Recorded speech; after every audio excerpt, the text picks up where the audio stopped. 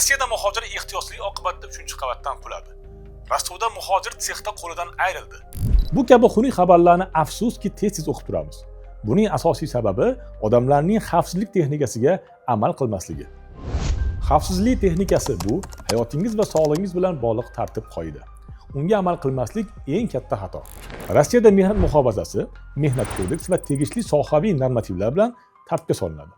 Ish joyingiz qanday bo'lishidan qat'iy nazar, siz ishni boshlashdan avval yo'l-yo'riq ko'rsatmalari, ya'ni instruktaj olishga haqlisiz va majbursiz.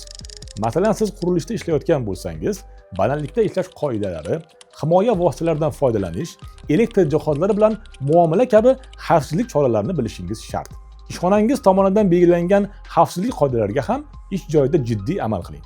Ushbu qoidalarga hayotingizda faqat bir marta amal qilmasangiz, bir umr tuzatib bo'lmaydigan ayanchli oqibatlarga olib kelishi mumkin. Ish sohasi va ish turiga qarab, shaxsiy himoya kiyimlari, vositalari va anjomlari ish beruvchi tomonidan sizga ta'minlanishi kerak.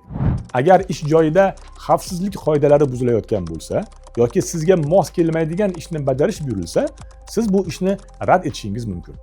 Ish beruvchi bunga javoban sizni jazolashga haqli emas. Baxtsiz hodisa yuz bersa, darhol rahbariyatga yoki huquqni muhofaza qiluvchi organlarga xabar bering.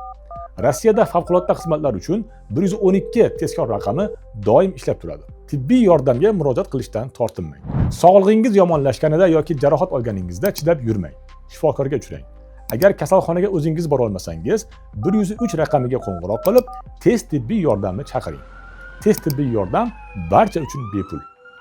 Rossiyada chet el fuqarolariga tibbiy xizmat ko'rsatish qoidalari quyidagilardan iborat. Hayotga tahdid soluvchi o'tkir kasalliklar yoki holatlarda shoshilinch tibbiy yordam bepul ko'rsatiladi.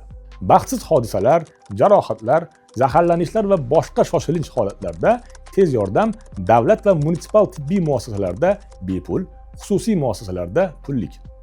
Sil, ya'ni tuberkulyoz kabi jamiyat uchun xavfli kasalliklar bilan kasallanganda tibbiy yordam bepul ko'rsatiladi. Qolgan barcha tibbiy yordam turlari shartnomalar yoki tibbiy sug'urta polislari bo'yicha pullik ko'rsatiladi.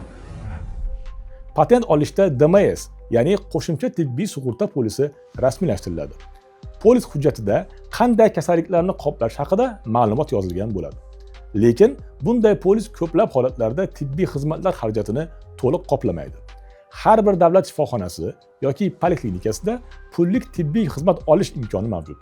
Rossiyada tibbiy xizmatlar qimmatligini hisobga olib, ketishdan oldin profilaktik tibbiy tekshiruv va kerakli muolajalarni olish tavsiya qilinadi.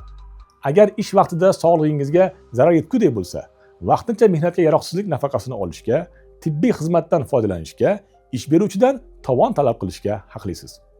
Xulosa qiladigan bo'lsak, xavfsizlik texnikasi bu faqat quruq gap emas, balki hayotingiz garovi. Sog'lig'ingiz esa sizning eng katta boyligingiz. O'zingizni asrang. Yordam olish uchun Vazirlar Mahkamasi huzuridagi Migratsiya agentligining ekrandagi bepul telefon raqamlariga yoki siz turgan davlatdagi vakolatxonasiga murojaat qiling.